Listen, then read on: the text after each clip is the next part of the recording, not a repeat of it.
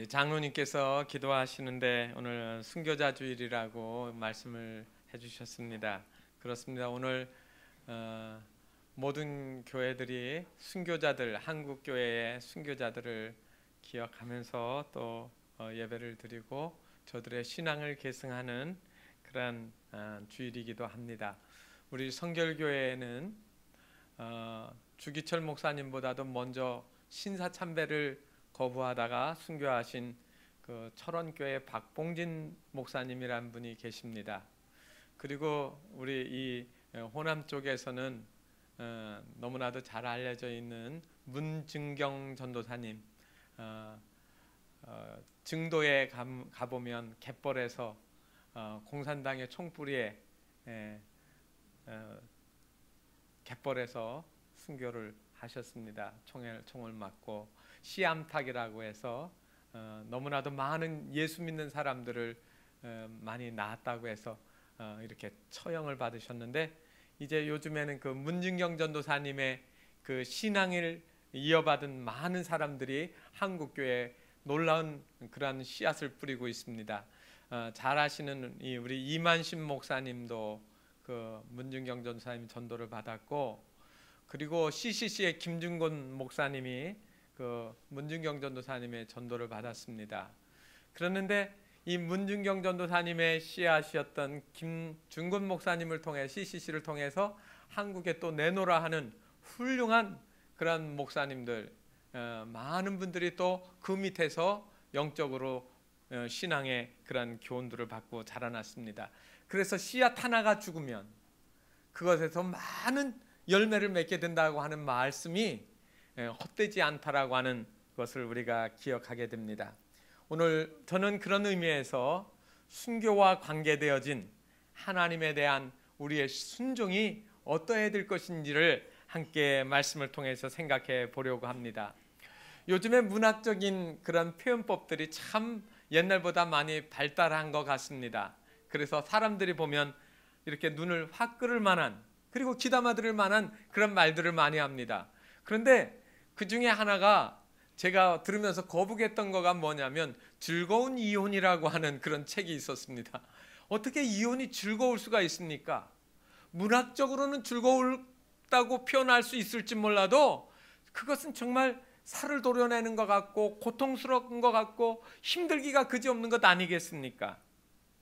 그런데 그런 아류의 책들이 꽤 있는데, 제가 순종이라는 것을 놓고 생각하면서 이렇게 책들을 이렇게 살펴봤는데 이런 제목이 하나가 있었습니다.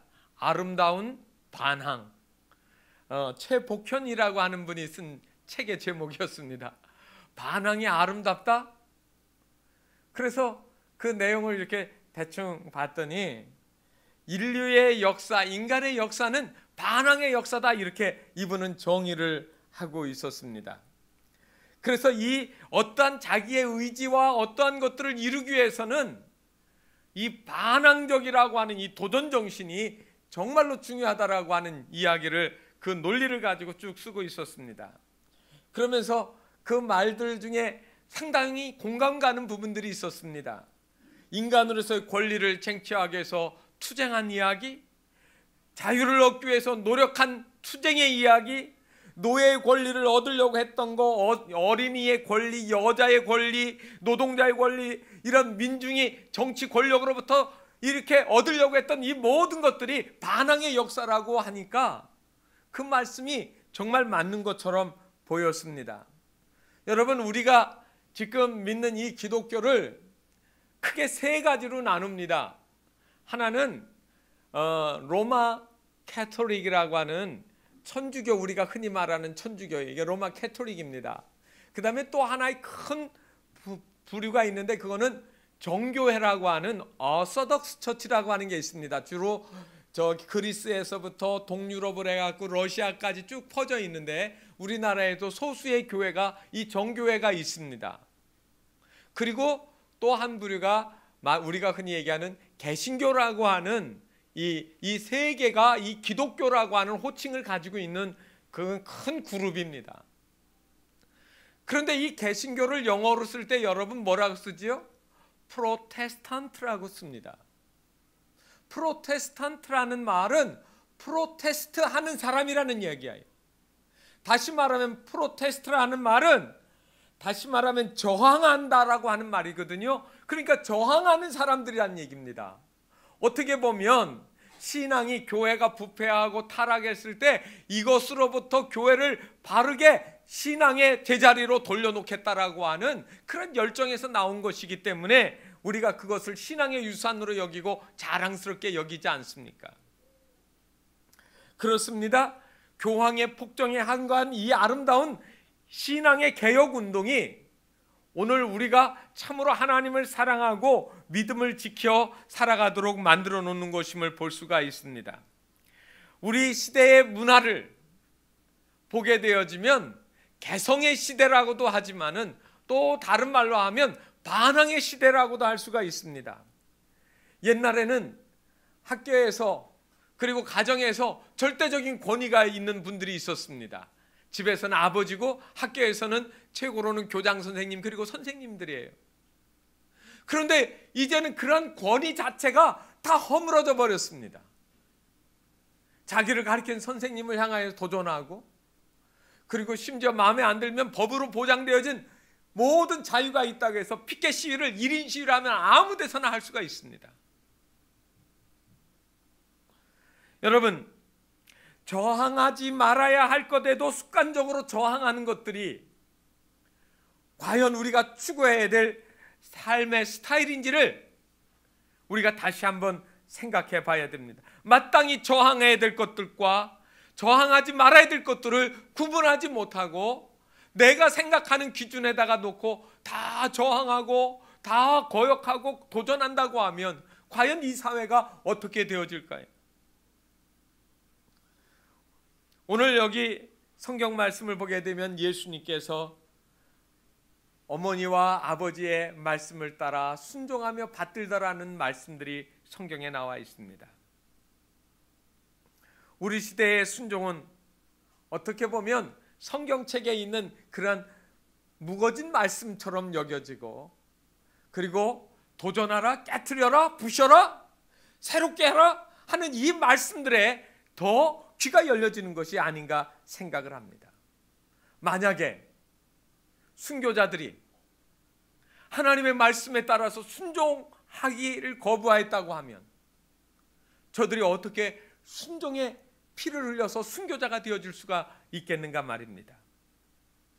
정당한 반항이 가지고 있는 의미가 있고 또 가치가 있는 것은 압니다. 그러나 여러분, 우리는 성경을 통하여서 무엇에 대하여 순종하고 무엇에 대하여 거절해야 되는지를 분명히 깨닫는 것이 필요하리라고 생각합니다. 성경은 여러분 읽어보면 일관성 있게 순종에 대해서 말하고 있습니다. 신명기 28장에는 순종하는 자의 복과 불순종하는 자의 재앙에 대해서 이야기하고 있기도 합니다. 우리가 구시대의 유물처럼 가르쳐주는 이 순종의 미덕이 하나님을 얼마나 기쁘시게 하고 우리의 신앙의 올바른 유산인지를 우리가 생각해 봐야 될 것입니다. 바보처럼 순종만 하고 따라간다고 어떤 사람들에게는 바보처럼 보일 수 있지만 그러나 그것이 헛되지 않다라고 하는 말씀입니다. 여러분, 우리가 어떤 일들을 하나님의 말씀을 따라 살아간다고 할 때 사람들에게 왕따를 당할 수도 있습니다. 바보라는 소리를 들을 수도 있습니다. 그런데 여러분, 왕따라는 말, 바보라는 말 여러분들이 듣기에 따라 달라질 수도 있다는 말입니다. 왕따는 내가 정말로 주님을 따라간다라고 하는 말이 아니겠습니까? 그래서 어떤 분이 그렇게 설명을 했어요. 왕따는 왕이신 예수님을 따르는 사람들이라고 하는 말이에요. 바보라는 말은 바라보면 볼수록 보고 싶은 사람이 바보예요. 여러분, 신앙적으로 여러분들이 주님을 그렇게 따라가고 그리고 주님만을 의지하며 섬길 수 있다라고 하면 세상 사람들이 뭐라 한다 할지라도 여러분들의 삶은 헛되지 않다라고 하는 사실을 기억하시기를 바랍니다. 자, 그러면 예수님께서 오늘 누가복음 2장에 나와 있는 이 순종의 이야기가 나오고 있는데 이 순종의 의미들을 우리가 어떻게 봐야 될 것인지를 한번 생각해 보겠습니다. 여러분, 예수님은 예루살렘에 갔다가 어머니 아버지를 따라가지 않고 거기서 서기관들, 율법학자들하고 장로들하고 이렇게 이야기를 하다가 나중에 어머니에게 발견되어서 집으로 돌아가게 되어집니다. 그러면서 그때 하신 말씀이 있습니다. 내가 내 아버지의 집에 있어야 될 줄을 모르시나이까. 그런데 마리아는 오늘 성경에 보게 되어지면 그 말을 마음에 새겼다고 그렇게 얘기를 했습니다. 그렇지만 어머니가 가자고 할 때 그는 어머니를 따라서 나사렛으로 돌아가서 순종하며 그대로 따라가는 그런 삶을 보여주고 있습니다. 그것은 예수님께서 순종을 어려서부터 자연스럽게 몸에 익히셨다는 이야기입니다. 모든 아름다운 습관들은요, 어려서부터 익히지 아니하면 성인이 되어서는 더더군다나 쉽지가 않습니다. 그래서 만들어진 우리 속담 가운데 그런 말이 있지 않습니까? 세산 버릇 80까지 간다는 말이 있습니다. 서구 속담에도 요람에서 배운 것이 무덤까지 간다 하는 그런 말도 있고요. 유대인들은 습관을 제2의 천성이다 이렇게 이야기를 했습니다. 우리 자녀들이 부당한 반항을 어려서부터 용납하게 되어지면 여러분들의 자녀가 성장해서도 평생 동안 반항하고 불순종하는 자녀를 만나게 될 것입니다.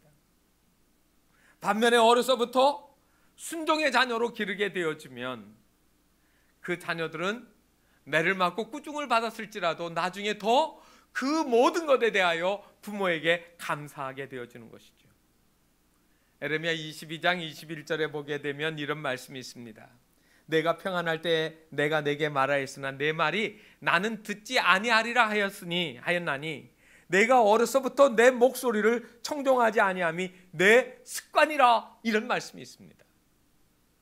지금 에레미야 선지자가 하나님의 말씀을 아무리 전파해도 어려서부터 하나님의 말씀 듣는 훈련이 되어 있지 않기 때문에 내 생각과 내 모든 것들에 맞지 아니하면 순종하지 않는 거예요. 여러분, 이 불순종의 습관 대신에 아름다운 순종의 습관을 우리가 가지게 되어질 때 우리는 아름다운 열매를 맺을 수가 있다는 말입니다. 여러분, 순종하여 받드시더라.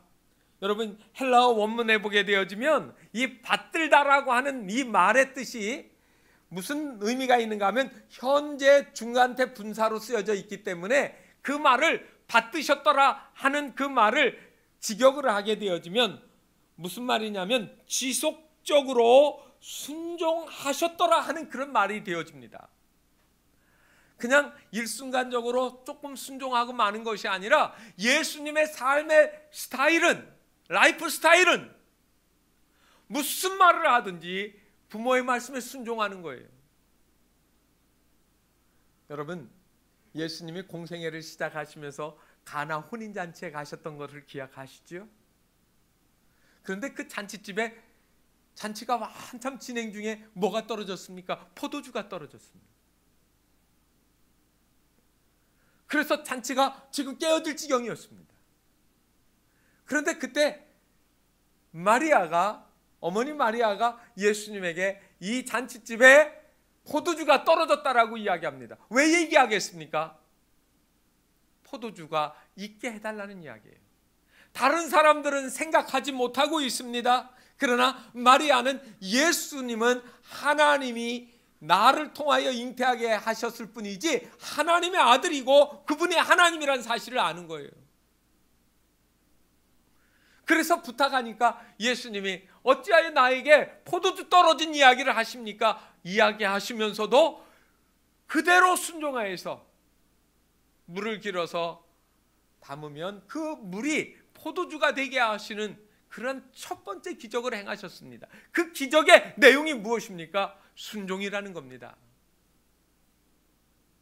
예수님은 그의 공생애를 제일 처음으로 시작한 것이 순종이라는 것으로부터 시작하셨어요. 예수님께서 오늘 2장 51절에 보게 되면 예수께서 함께 내려가서 나사렛에 이르러 순종하여 받드시더라. 어려서부터 순종하던 것이 나이 들어서도 여전히 순종하는 삶을 사시는 거예요. 그 순종이 어디까지 미쳤습니까?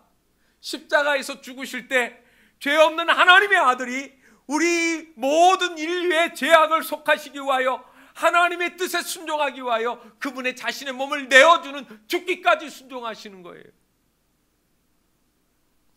여러분, 오늘 우리의 반항의 삶이 아름다워 보이는 것 같아도 예수님의 삶은 전체가 말로서가 아니라 실천적으로 순종하는, 하나님의 뜻에 순종하는 믿음의 삶을 사셨다는 말입니다. 우리가 반항하는 것이 어떤 때는 멋져 보여요. 학교에 있을 때 선생님한테 말 한마디 못하고 다 시킨 대로 하는데 한 아이가 번떡 일어나서 선생님 그거 아닙니다 라고 얘기하면 그 아이가 멋져 보일 수 있어요. 창조성은 어쩌면 그런 데서 나올지도 모릅니다. 그렇지만 반항으로 하나님을 기쁘시게 할 수는 없습니다.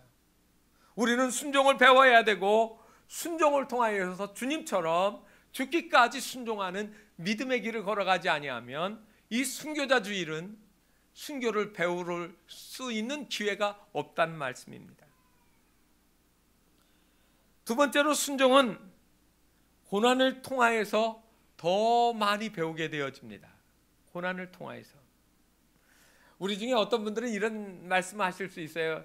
내 나이가 지금 한갑이 넘고 지금 내가 지금 사회적으로 내가 지금 어떠하고 어떠한데 내가 이제 와서 내 습관 바꾸고 어떻게 하느냐고요. 담배 끊으라고 부탁드리면 어떤 분한테 내가 평생 폈는데 피다가 죽지 내가 이거 끊어야 되겠느냐고 뭐 이런 얘기 하시는 거 있잖아요. 내 습관을 바꾸기에 너무 늦었다고 이야기들을 많이 하십니다. 그런데요, 끊을 수 있더라고요. 저희 아버님이 예수님은 믿었지만 이 젊어서부터 피시던 담배를 못 끊으셨어요. 그랬는데 그분이 나중에 목에 후두함이 생겨가지고 목을 이제 구멍을 뚫고 이거 제거하고 나중에는 성대를 잃으셨지요. 그런데 병원에서 그렇게 고통스러워 하시면서 그 다음부터는요 담배 필 생각 안 하시더라고요. 담배 끊으셨어요. 그러면서 나중에 이제 요거 이렇게 맞고 이야기하면 말씀이 목소리가 나오셨는데 담배 안 피니까 이렇게 몸이 가벼운 걸 내가 왜 안 끊었는지 모르겠어 라고 하는 말씀을 하셨어요. 저한테. 진작 끊어볼 걸. 여러분, 안 끊어지는 게 어디 있습니까? 안 끊으려고 생각했고 못 끊는다고 생각했으니까 못 끊은 것이죠. 그건 처음부터 담배 피고 나온 인생이 아니기 때문에 그래요.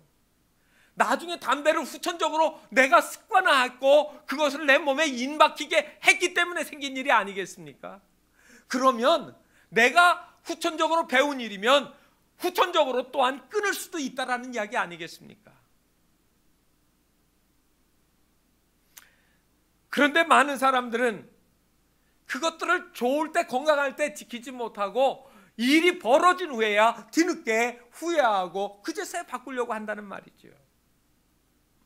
우리 주님은 우리가 주님을 정말로 사랑하고 순종하기를 원하시는데 이 순종이라고 하는 것들을 잘 모르기 때문에 자꾸 곁길로 나가거든요. 그러면 그때 주님이 사용하시는 방법이 하나가 있습니다. 고난이라고 하는 겁니다. 고난. 시편 119편 67절의 말씀 여러분 기억하시나요? 고난당하기 전에는 내가 그릇 행하였더니 이제는 주의 말씀을 지키나이다. 이 말씀의 뜻은 뭡니까? 고난당하기 전에는 그릇 행하였더니 지금 고난당하고 나서부터 내가 내 삶을 어떻게 했다고요? 고쳤더라 이 말입니다. 제일 현명한 사람이 누군 줄 아십니까? 고난당하기 전에 바꾸는 거예요. 우리의 고난이 불순종과 반항을 교정하고 우리를 순종의 자리로 반듯하게 세워놓는 하나님의 은혜의 수단이 되어지는 것을 보게 됩니다. 앤드류 머레이라고 하는 분은 우리가 예수를 믿는 순간 우리는 모두 하나님의 순종의 학교에 입학하게 된다라고 그렇게 표현하기도 했습니다. 믿는 순간부터 하나님은 우리가 예수 믿기 전에 행하던 나쁜 행실로부터 우리를 똑바로 바로 세우기 위하여 고난이라고 하는 학교에다가 가끔 집어넣으시는 거예요. 오늘 또 하나 본문 우리가 성경을 보았는데 히브리서 5장 8절로부터 9절 말씀을 여러분 보시면 거기에 이런 말씀이 있었습니다. 그가 아들이면서도 받으신 고난으로 순종을 배워서 온전하게 되셨은즉. 여러분, 예수님이 말이에요, 하나님의 아들이세요. 그런데 그가 고난을 받으심으로 순종을 배워서 온전하게 되셨다. 여러분, 예수님은 하나님의 아들이십니다. 순종을 배우지 않아도 될 것인데 그분은 끝까지 순종하심으로 하나님의 말씀에 나아가신 거죠. 중국 땅에서 문화혁명이 일어나면서 여러분, 서양의 잔재, 과학, 이런 모든 문물들 막 이렇게 추방하고 기독교 교회들이 막 그냥 박해를 받게 되어졌을 때 그 소수에 남아있던 선교사들이 철수하기 시작을 했습니다. 그런데 한 영국 선교사님은 끝까지 나가기를 거절을 하고 그리고 홀로 남게 되었어요. 그러니까 마지막 떠나는 날 저녁에 다른 떠나가게 되는 선교사님들이 그 선교사님을 앉혀놓고 이야기를 합니다. 영국으로 마지막 우리 같이 갑시다. 이제 나가면 어떻게 될는지 모르겠다고. 연락도 되지 않을 텐데 이 나갈 때 우리 같이 나가자고. 그렇게 하면서 사정을 하게 되었습니다. 그랬더니 그 홀로 남겠다고 자청을 했던 그 선교사님이 그 찬물을 끓여놓고 얼굴을 쳐다보면 이렇게 얘기하는 겁니다. 티백을 하나 이렇게 거기다 담그더니 이거를 다시 꺼내면서, 선교사님, 이 티백이 뜨거운 물 속에 들어가지 않고는 찬물을 마실 수가 없지 않습니까? 다시 말하면 고난이 있다고 해서 고난을 피해서 다 떠나가게 되어지면 이 땅 이 사람들에게 누가 복음을 전하겠느냐라고 하는 이야기입니다. 누군가가 고난을 통하여서 고난 속에서 하나님의 말씀과 그의 진리의 말씀을 감당하는, 고난당하는 한 사람이 있을 때 그 땅에서 복음의 역사가 일어날 수 있는 거 아니냐는 말이죠. 여러분, 야고보서 1장 2절로부터 4절에 그런 말씀들이 있습니다. 고난에 대한 말씀들이. 형제들아, 너희가 여러 가지 시험을 만나거든 온전히 기쁘게 여기라 그랬습니다. 여러분, 고난 당하는데 뭐가 그렇게 기쁘게 했어요? 그런데 성경은 우리에게 고난을 당하거든 온전히 기쁘게 여기라 우리에게 말씀하고 있습니다. 그리고 4절에 가면 인내를 온전히 이루라. 이는 너희를 온전하고 구비하여 조금도 부족함이 없게 하려 함이라. 고난을 피했다고 하면 순교자들은 나오지 않습니다. 그렇다고 오늘 여러분들이 다 순교자가 되라는 말씀은 또한 아닙니다. 어떻게 다 죽어야 되겠습니까? 죽는다라고 하는 것은 육신의 숨만 끊어지는 것을 의미하는 거 아닙니다. 내 생각, 내가 옳다고 하는 가치관, 내 자아가 죽어지고 하나님의 말씀에 따라 살아나는 것을 의미하는 겁니다. 그래서 워치만 리라고 하는 분이 쓴 책 중에 자아가 죽을 때라고 하는 책을 써서 영적으로 거듭난 사람의 삶의 스타일을 우리에게 설명해 주고 있습니다. 여러분, 순종은 궁극적으로 무엇을 나타내는 줄 아십니까? 그것은 하나님의 뜻을 이루는 겁니다. 여러분, 교회 왜 나와 있습니까? 기도 많이 하면 돈 많이 벌립니까? 자식들이 잘 되고 좋은 집 사고 출세하고 형통하는 것이 그게 신앙생활의 본질일까요? 우리가 예수 믿는 것은요, 우리를 너무너무 사랑해서 자신의 몸을 내어주시고 죽으신 예수 그리스도에 대한 너무나도 큰 감사, 구원하여 주심에 대한 감사와 헌신, 여기에서부터 나오는 것이 우리의 예배이고 우리의 순종이고 우리의 헌신도 여기에서 다 나오는 겁니다. 그러므로 순종이라고 하는 의미는 하나님의 뜻을 이루어 나간다라고 하는 개념이 있습니다. 순종은 우리를 온전하게 하는 유익이 있습니다. 그러나 더 나아가서 하나님의 뜻을 이룬다라고 하는 그러한 의미를 우리가 생각해야 될 것입니다. 저는 소위 저항이나 불복종이 정당화될 수 있는 유일한 이유가 있다고 하면 하나님의 뜻을 따르기 위해서 가능하다고 봅니다. 마틴 루터가 종교개혁을 했는데 1517년에 비텐베르크 성당 앞문에다 95개의 반박문을 붙여가지고 종교개혁을 시작을 했는데, 그 순수한 목적이 뭐냐면 이러한 것들이 하나님의 구원의 진리와 성경에서 말하고 있는 본질과 차이가 있는지 아닌지를 묻는 질문에서부터 시작을 했습니다. 그래서 루터는 개혁 저항을 위한 저항은 결단코 하지 않았습니다. 그는 오직 온 마음으로 사랑했던 주님의 교회가 하나님의 말씀에 따라 올바르게 세워지기를 원했습니다. 그래서 면죄부를 판매해서 구원의 도리를 전하는 것을 그는 틀리다고 생각을 한 것이죠. 구원은 오로지 하나님의 은혜로, 값없이 주시는 은혜로 우리가 얻는다라고 생각을 했는데, 왜 돈을 내서 죄를 사해 주는 그 표를 사야 구원을 받겠느냐라고 하는 질문이었습니다.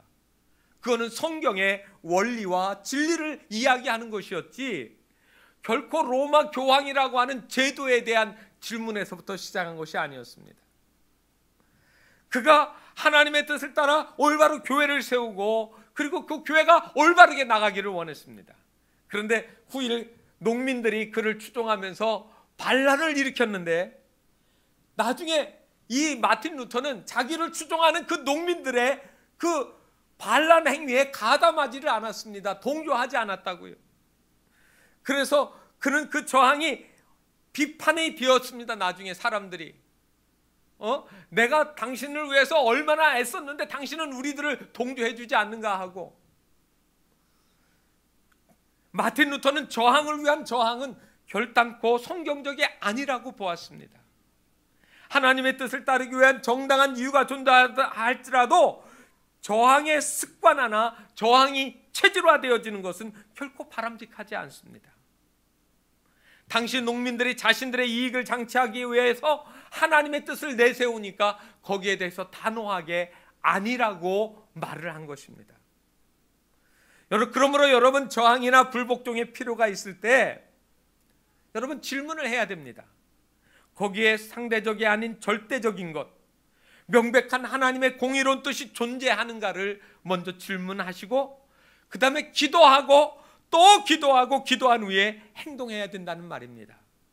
그리고 어쩔 수 없었던 그 불복종일지라도 내 삶의 습관화가 되지 않도록, 그것이 나의 일생을 지배하지 않도록 내 입술을 조심하고 또 조심해야 된다는 말입니다.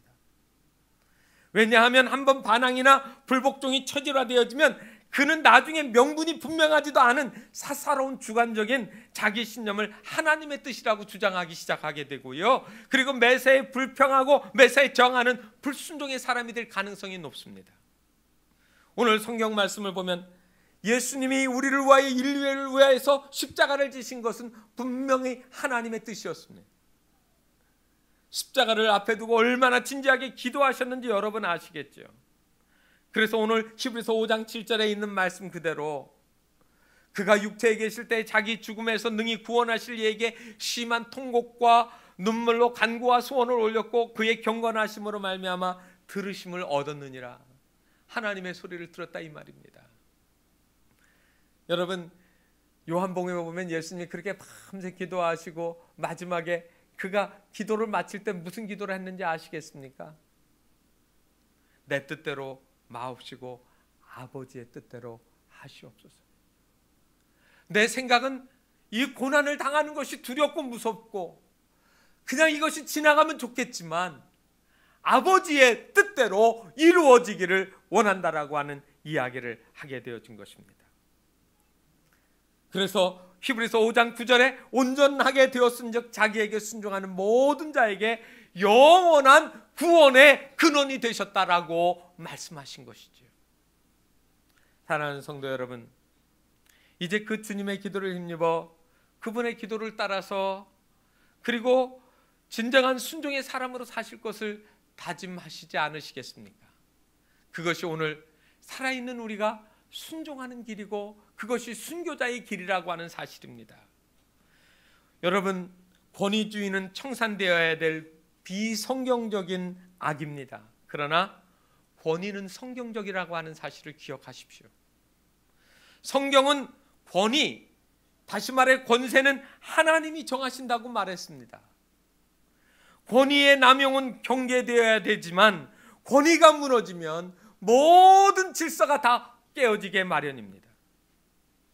하나님의 의도하신 질서가 무너집니다. 여러분, 성경을 우리가 교회에 절대적인 권위를 두고 있는 이유가 뭔지 아십니까? 그 어느 것도 이 성경의 권위를 회방하고 부정하게 되어지면 그 사람 그리스도인이 아니에요. 이 예언의 말씀을 1.1핵이라도 가감하지 못하도록 그렇게 이 성경 말씀에 권위를 두셨거든요. 여러분, 우리는 가정에서 순종의 삶을 살고 계십니까? 부모님이 계신 분들은 부모님의 말씀의 권위를 인정하시냐 이 말이에요. 나와 아버지와 관계, 나와 어머니와 관계, 며느리와 시어머니의 관계가 정말로 따뜻하고 이런 권위, 하나님이 나의 어른들에게 주신 권위들을 인정하고 살아가느냐 이 말입니다. 아버지와 형제들과 나의 관계는 어떻게 되어 있습니까? 직장에서 나의 직장 상사 그리고 사장님, 회장님들하고 나의 관계는 어떠한지 여러분 생각해 보셨습니까? 우리 일생에 있어서 가장 궁극적인 권위자이신 주 예수 그리스도의 말씀에 여러분들은 순종하십니까? 성경을 말씀을 읽으면서 하나님 말씀을 내가 인정하지 못하겠다. 그 순간 여러분 그리스도인이 아닙니다. 하나님의 말씀에 저는 다 이해 못할지라도 이 말씀은 사실이고 진실이고 이 말씀은 지키고 제가 순종하겠습니다라고 할 때 뭐가 나오느냐 하면 진정한 순종에서 순교가 나온다는 말씀입니다. 날마다 그분의 음성에 귀를 기울여 말씀 듣기를 게을리하지 마시기를 바랍니다. 주님은 우리가 우리의 모든 권위의 근원 되시는 하나님의 말씀에 순종하고 그 질서 안에서 하나님을 기쁘시게 하는 진정한 그리스도인으로 살아갈 때 이 순교자 기념주일이 우리로 하여금 또 다른 신앙의 순교자로 만들어주시는 주님의 귀한 은혜를 맛보시게 될 것입니다. 기도하겠습니다. 하나님 아버지, 수많은 신앙의 선배들이 주님의 이름을 위하여 피를 흘리고 그리고 또 죽기까지 저희들의 길을 버리지 아니하고 따라간 귀한 사실들을 기억합니다. 하나님의 말씀의 권위, 주님을 떠날 수 없는 그 가장 근본적인 그 권위를 저들은 세상의 것들이 깨트리지 못한다는 사실을 알고 있었습니다. 주님, 우리로 하여금 하나님의 말씀에 순종하는 아름다운 순종으로 또 다른 순교의 삶을 살아가는 저희들 되게 하여 주시옵소서. 하나님의 권위가 내 삶에 올바로 세워질 때 내 삶은 아름답게 그리고 복되게 그리고 하나님을 기쁘시게 하는 귀한 역사를 이룰 줄을 믿습니다. 사랑하는 가정들, 부모와 형제와 그리고 모든 이들과 더불어 올바른 관계가 형성되게 하시고 믿음의 길을 따라 살아가는 저희들 될 수 있도록 은혜 베풀어 주시옵소서. 예수 그리스도의 이름으로 간절히 기도드리옵나이다. 아멘.